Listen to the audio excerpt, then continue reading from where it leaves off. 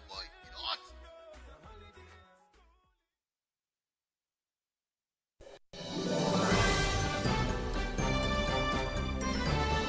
Fair and balanced, unbiased and clear, concise and accurate.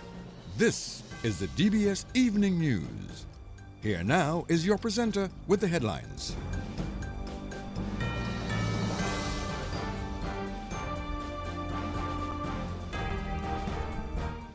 In the headlines, the Dominica Air and Seaport Authority has begun the Screener Certificate Training Program for 7 of its security officers. In news from the region, Jamaica's murder toll surpasses 300 with a 44% drop in homicides. And internationally, debris falls in Iran TV studio during live broadcast as Israel strikes state media. Good evening, I am Leila Langford. Details of the news when we return.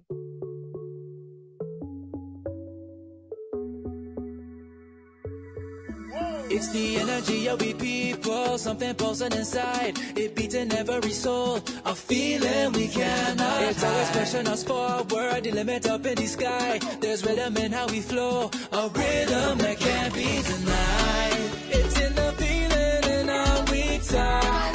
It's in the meaning in our spot. It is the thing that sets us apart. Who we are, 'cause the rhythm of life keeps bumping.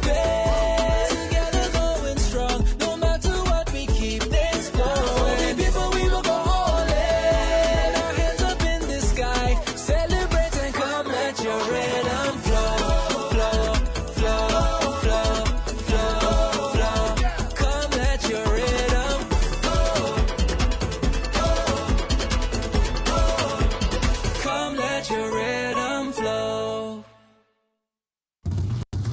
DBS News. Welcome back. We also welcome listeners of Acoustic Worship Radio. The Dominica Air and Seaport Authority DASPA has begun the Screener Certificate Training Program for 70 of its security officers. The 2-week program at Windsor Park Stadium Conference Center is facilitated by Royston Griffin of the Ministry of Foreign Affairs of St. Kitts and Nevis. In accordance to Annex 17 3.4, which speaks to training qualification and the security culture, we must all change our mindset. The changes in aviation, these days we must realize that the aviation industries have been hit with different challenges. And we could look at the case from Belize, where recently that happened. And there are issues of insider threat that is growing globally, regionally. The greatest threat to any system is the people that work within it, who have the access and the know-how. And we must ensure that 4.2.5, which speaks to all persons other than passengers entering the facility, must and shall subject themselves to all screening. In 11.3 of the Doc 890/73, which break it down to say all other persons, it means that it's state, customs, police officers, airport staff, all who work within the industry, they must comply to the rules that governs the operation for ensuring safety and security for all. Failing to do so, this could have great impact on the country itself, both regionally and internationally. Royston Griffin of St. Kitts and Nevis Ministry of Foreign Affairs. Ian Pinard is Chief Executive Officer of the Dominica Air and Seaport Authority. The security of ports is a cornerstone of national development.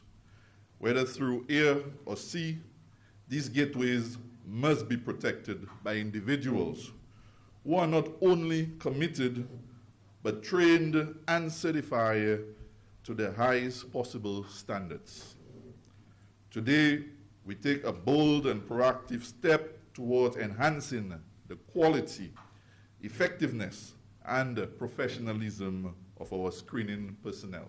The specialized training program facilitated by Mr. Royston Griffin of the Ministry of Foreign Affairs and Aviation of St. Kitts and Nevis is designed to equip our screeners with the competencies and technical know-how required to meet international civil aviation organization standards. Mr. Griffin brings with him a wealth of experience as a regulator and oversight officer, and we are fortunate to benefit from his expertise during this important training. This course focuses on 4 key competencies that are integral to modern aviation security. 1, the threat detection using X-ray machine. 2, operation of metal detection portals. 3, physical search techniques. And 4, the use of explosive trace detection technologies. These are not just technical skills, they are critical capabilities that make our screeners the first line of defense against unlawful interference with civil aviation. Chief Executive Officer of the Dominica Air and Seaport Authority, Ian Pinard. Chairman of the Dominica Air and Seaport Authority, Blaise Jones, says the initiative will greatly sharpen the skills of its security officers. Today marks another very important milestone in Dominica's commitment to fostering efficient, secure, and sustainable air and sea transport systems. Our recent voluntary participation in the Global Carbon Offsetting and Reduction Scheme for International Aviation Initiative, along with the contract signing for the reconstruction of the Ansdi jetty, a clear demonstration of our resolve. These initiatives reinforce our vision of becoming not only ports of choice, but also destination of choice, and indeed a country of choice. DASPA is proud to host this Security Screeners Certificate Program, which will certify or recertify 71 participants over the next 2 weeks. This training will not only enhance knowledge, sharpen skills, and strengthen our national readiness, it will demonstrate the authority's commitment to continued excellence in maintaining international standards and to increased security protocol at our ports of entry. Chairman of DASPA, Blaise Jones. 42 firearms have so far been intercepted at ports of entry into Dominica since January 2025. That's according to Acting Police Chief Lincoln Corbett. Meantime, investigations are on the way into the importation of a large quantity of firearm and ammunition into Dominica. I can report that the Firearms Investigative Unit is currently conducting investigations into the importation of a large quantity of firearms and ammunition into the state. This unit comprises members of the Dominica Police Force, Customs, FIU, among other government organizations. Due to the ongoing investigation into this matter, I won't go into detail. However, during the period January 23rd of this year to June 14th of this year, a total of 42 firearms and 220 rounds of ammunition were intercepted at the ports of entry in Dominica. Among those firearms include 2 assault-type rifles, AR-15s. These basically are weapons of war. It's equivalent to the M16 that's carried by soldiers in war. And just to mention, for the year so far, in addition to what was intercepted, we have intercepted 7 additional firearms and 69 rounds of ammunition from the hand of suspected criminals. So we have 42 at the port and 7 doing our own local investigations on island. So that brings it to 49 firearms and 289 rounds of ammunition that have been removed from the hands of criminals. These seizures have led to the arrest of 21 individuals for possession of firearms and trafficking of firearms. Of these 21 individuals, 7 people have been convicted and fined at the court, while the other matters are pending trial at the court. Acting Police Chief Lincoln Corbett. Meantime, Minister for National Security, Rayburn Blackmore, says regional and international agencies have been assisting Dominica in its fight against illegal trafficking of firearms. Certainly we have a challenge with illegal firearms, and certainly there's a syndicate, and the origin of which we are committed to dismantle. Working in concert with regional and international law enforcement agencies, we shall continue to do that. And the interception that you have seen in the recent past, where 42 firearms have been intercepted at our ports of entry, demonstrate that the processes and systems that we have put in place are working. The coordination that we have been able to do with our regional and international law enforcement agencies is working. The cooperation that we have been able to forge with our regional and international law enforcement agencies is working.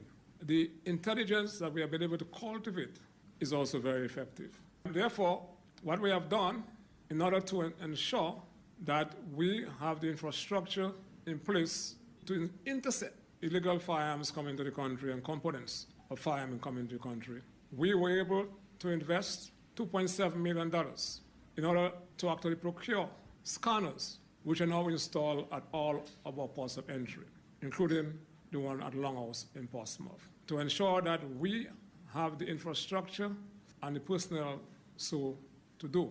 We have been working in concert with our regional and international players to provide training to our law enforcement officers in tracing of illegal firearms. Minister for National Security, Rayburn Blackmore.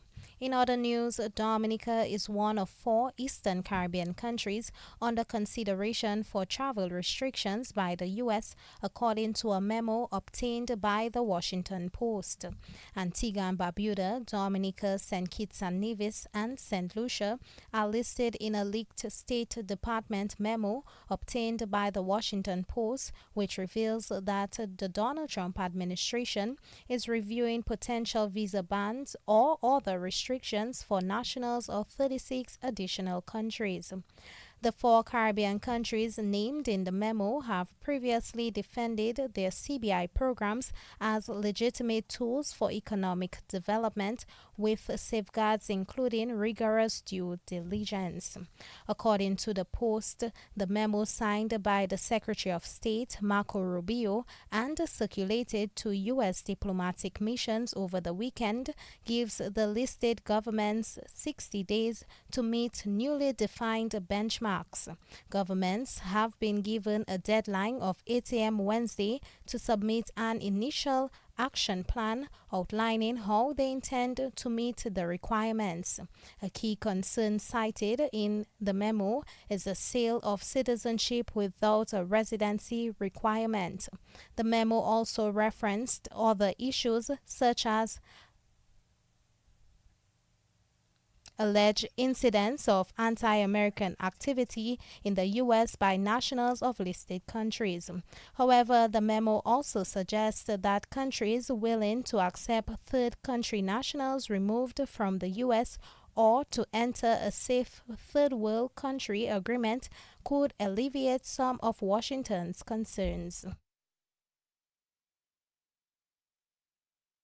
300 individuals will be conferred with degrees from the Dominica State College when its 23rd commencement ceremony convenes next month.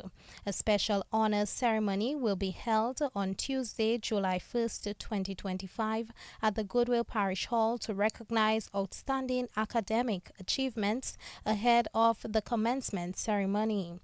Marketing and Communications Officer at the Dominica State College is Kimberly Benjamin. The Dominica State College DSC will confer degrees on approximately 300 graduates during its 23rd commencement ceremony, scheduled for Thursday, July 3rd, 2025 at the Windsor Park Sports Stadium.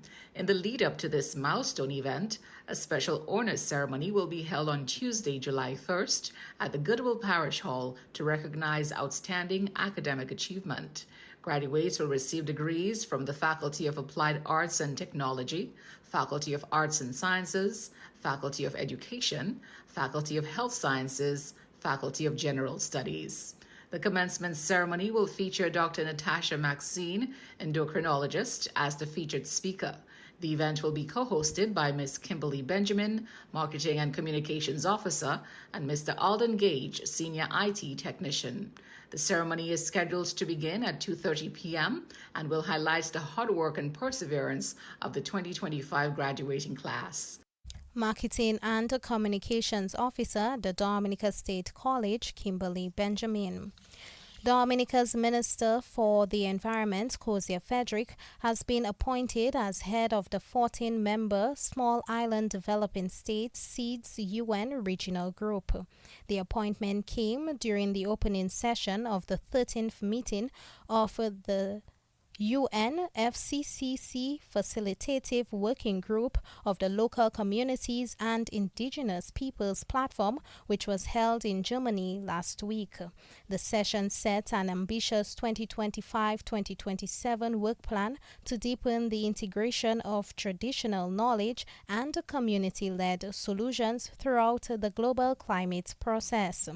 Frederick, who will serve a 2-year term, says he is honored to carry the collective voices of SEEDS and will work tirelessly to secure concrete, community-driven action that protects the people, cultures, and ecosystems. Dominica's delegation hailed the decision as a boost to the island's own climate resilience and recovery plan and a milestone for SEED solidarity on the road to COP30. That's news. Regional and international developments up next.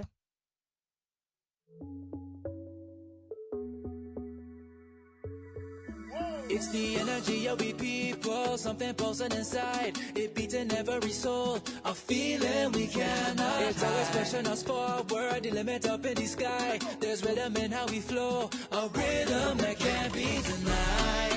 It's in the feeling in how we talk. It's in the meaning in our spot. It is the thing that sets us apart. Who we are, 'cause the rhythm of life keeps pumping.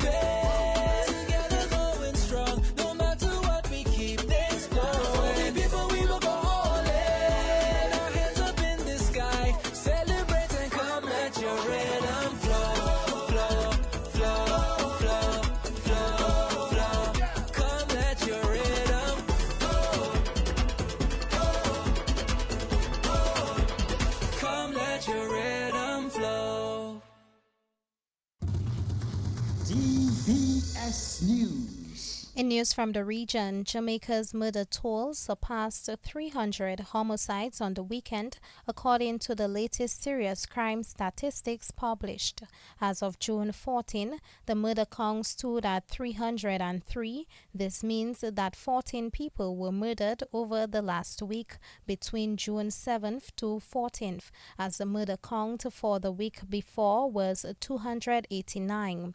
This also signifies that year-on-year there has been a 44% decline in murders. At this point last year, some 243 people were murdered in Jamaica.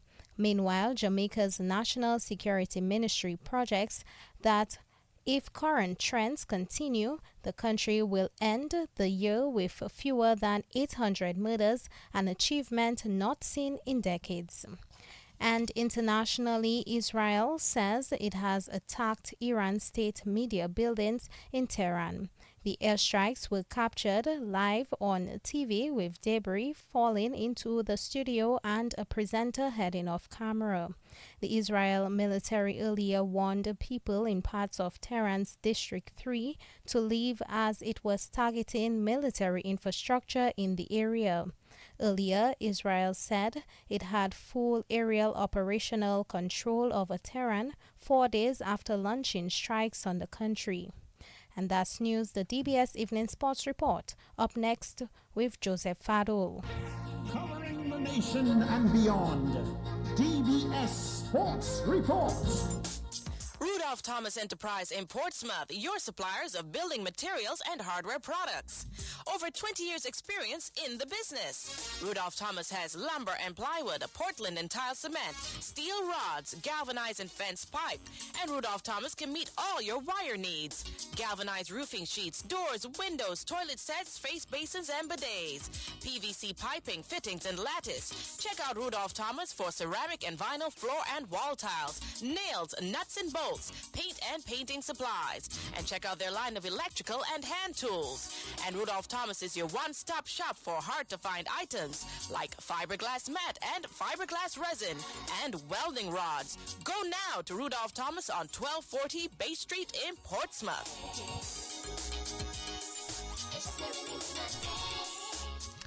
Well, good evening and welcome to the Evening Sports. I am your presenter. My name is Joseph Fadul as your presenter. The West Indies women's captain Hayley Matthews says the bowling in the back end was terrible as the West Indies went down to South Africa in the second one-day international ODI on the weekend in Barbados. South Africa posted 309 for 9 in their 50 overs. The Windies chasing 310 could only get 269. Yeah, well, I think we started off pretty well and were able to apply a lot of pressure to South Africa in the first 10 to 15 overs. But yeah, I think the batting wicket flattened up quite a bit and we probably weren't able to execute our defensive plans as well as we wanted to. And then when you guys batted, a lot of emphasis really is on you as well. But overall, it was a decent effort because it's the highest score against South Africa in a chase for you guys. The batting performance, how do you rate that? Yeah, I still think we can take a lot of positives out of it for sure. Obviously, chasing 309 was always going to be a hard task. But I think for us to get to 260 was quite impressive. But also the way we got there with so many batters chipping in and I guess not just relying on one or two players was really good to see. Series level one apiece, one game to go. What do you think you need to do to get over the line in that one? Well, I think we were really good in areas and periods today. And probably we just need to be good for a bit longer, especially within the bowling innings. I feel like we definitely hit par with the bats and went about our innings really well. Probably just trying to restrict them to a bit less next match. I was definitely going to put us in where the better chance in the next game. West Indies captain Hayley Matthews, the three-match series is leveled at 1 apiece. The third ODI is on Tuesday. Sticking with some West Indies cricket news still, the West Indies Academy put in a solid performance beating the Sri Lanka emerging players by an innings inside 3 days in their 4-day match in Antigua on Monday. That's today. Sri Lanka batted first, made 241. Joshua Bishop picked up 3 for 68 and Nathan Edward took 2 for 24. The Windies hit 374 with Mavendra Dinial getting 82, Rivaldo Clark 57, Teddy Bishop and Akeem Ogist 50 runs each. Batting a second time, the Sri Lankans were bowled out for just 107. Kelvin Pittman took 3 for 22 and Renisio Smith 3 for 29. The West Indies won by an innings and 26 runs. Evan Lewis hit a powerful half-century as the West Indies crushed Ireland to win their 3-match T20 series on Sunday. The Windies batting first made 256 for 5 in their 20 overs, their highest total against Ireland and their second highest total all-time in T20 cricket. Well, Evan Lewis hit 91 from 44 balls with 7 fours and 8 sixes. Shea Hope got 51 of 27 and Casey Carty 49, not out from 22 balls. Ireland needed to rewrite the record books, made 194 for 7 in their turn at the crease. Ross Adair got 48, Akil Hussain took 3 for 27, and Jason Holder 2 for 49. The West Indies won by 62 runs and won the series 1-0, with the first 2 matches having been rained out. Let's kick over to some football news right now. Defending men's Division 1 champions, some volleyball news, that is. So some volleyball news. Defending men's Division 1 champions in the KFC National Volleyball League, Club 1 have booked themselves a spot in the finals of that competition after an easy past the KFC Young Vets in the semi-final action at the Masak Indoor facility last night. Well, Club 1 took Game 2 of their semi-final series in straight sets win 25-20, 25-20, and 25-10. Club 1 took the 3-match series 2-0. Club 1 captain is Sydney John. Well, I mean, in game one, we had a bit of a stumble. We were very close to losing the game. So we knew that we had to make a big adjustment coming in today. We didn't get a lot of training because quite a few of us were out of state for the under-21. But we trust our ability, and we trust our ability to bounce back. Jan Florak, obviously the key for the young vet. What did you guys do to keep him sort of quiet tonight? Well, we changed our starting rotation so that our stronger blockers would come up against him. So we set it up so that Bill and I would face up to him when he's hitting on the outside. And you can see, I think we got like 5 blocks on him throughout the game. All right, this sets up a rematch with Sunrise in the finals now. How do you fancy your chances? I mean, we always feel that we can win. It's always a tough game when we play against Sunrise. Almost always goes to 5 sets. So we know we have our work cut out for us, but we back our ability, as I said, and we can take them. Club 1 captain Sidney John. Meantime, the Sunrise Division 1's men's sides are into the finals of that competition after beating R&D in Game 2 of their series in 5 sets on Saturday. Sunrise took the match 25-23, 21-25, 20-25, 25-23 and 15-11. In the women's division, the defending champs, the Aces, are also back into the finals.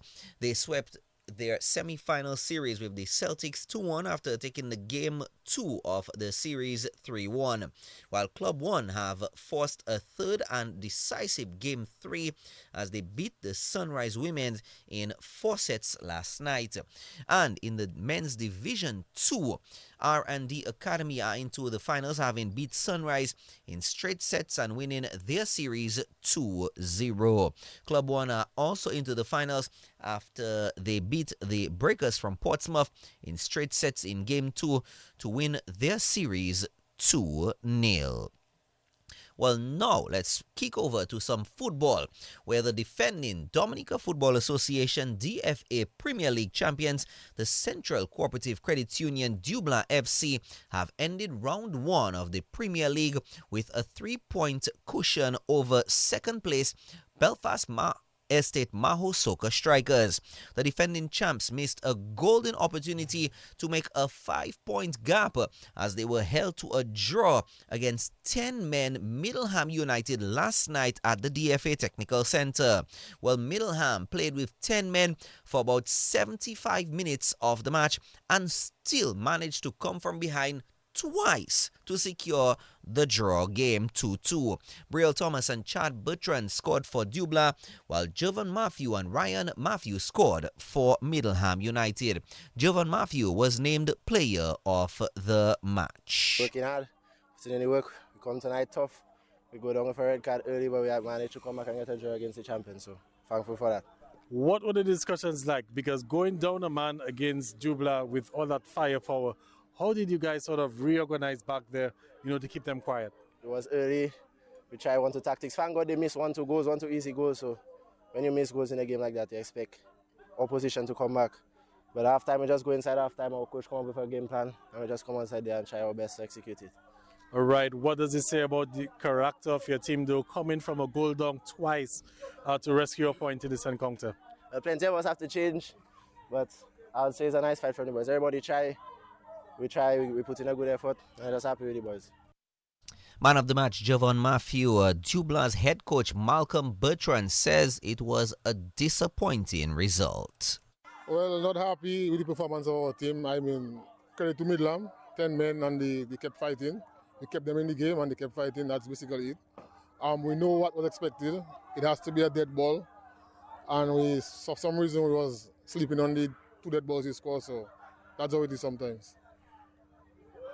Middleham, you guys had the 1-man advantage, had opportunities to score, but just couldn't get the job done. Well, it's been happening for the last 2 games. This is our 2nd game. We have been careless in front of goal, and I think it's just so it is sometimes. We have to work on our weaknesses, and we'll get back stronger. All right, going to end the round with a 3-point advantage over your second-place rivals or second-place team, Belfast Estate Maho Soccer Strikers. Job is not done, though, for the title. Still a long way to go. No, it's still a long way to go. I mean, we have 9 games to go still, and we know that it's a good league, it's a competitive league, and we just want to keep fighting. For me, our players just need to keep focused. When we lose focus, we give up easy goals, and that's what happened tonight. Dublin's head coach Malcolm Bertrand. Well, the draw leaves Dublin still on top the point standings with 23 points. Meantime, second place Belfast Estate Maho Soccer Strikers did what they could to keep pace with Dublin. Maho scored 3-0 to win over Sagicor South East. Jamo Talbot and Addison Dennis converted for Maho, and the third goal was an own goal. Maho ended round 1 in second place on 22 points, and Valvoline We United handed DSFC their 8th defeat of the season, beating them 3-0. Cherry Christmas, Shama Dangleben and Duvon Sentage scored for We United. Roosevelt's carried Bombers and Connect 767 Courts Ready Cash East Central played to a 1-1 draw at the Benjamin's Park on Sunday. Meantime, the Dominica Football Association has condemned the acts of violence in the match between Petro Caribe Point Michel and Promex Harlem United and says a full investigation will be carried out. Well, the incident occurred when the Point Michel goalkeeper Peter Toussaint physically assaulted a Harlem player during a dead ball situation. The Dominica Football Association, DFA, in a statement on the weekend says this behavior is completely unacceptable and stands in direct opposition of the values that it upholds in Dominican football. The DFA says it has launched a disciplinary review of the incident and appropriate sanctions will be applied. Petro Caribe, Point Michel and Promex Harlem United played to a 2-2 draw. Malachi Labad scored twice for Point Michel, but Kasim Peltier got a late equalizer for Harlem as they were able to secure the 2-2 draw. Tyrish John Baptist also scored for Harlem. Let's ride off to some cycling news right now, where Coaf Baron showed why he is a class above the rest as he coasted to victory on his way to being crowned the national cycling champion. Baron made light work of the competition, winning the grueling 70-mile race from Marboy's Bar to Portsmouth and back, and then from Marboy's Bar to Kinfield and back in a time of 3 hours 32 minutes 51 seconds. Baron finished 32 minutes ahead of Gitson Morris, who finished second, and Eziel Green placing third. Baron says despite the comfortable win, he could have done a lot better. Well, all in all, I want to thank God today for giving me the strength to complete this race. Also want to say Happy Father's Day to all fathers. Today the race was hot. All throughout the race was hot. I stayed with the guys until Rodney's Rock, and then I decided to go after that. I use all the races here as training for international races, so when I go out I could perform at my best. Today I used that ride as a training. My legs wasn't the best today, but all days cannot be good all days. But all in all, it was a good race. I'm happy to be national champion again.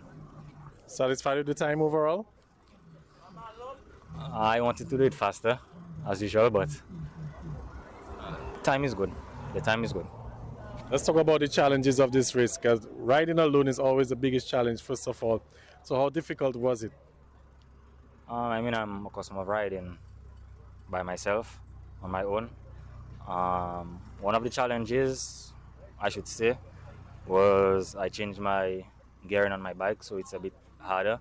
So I'm still getting used to it on the climbs. So that, I believe, held me back a little bit because it's a bit harder on the climbs.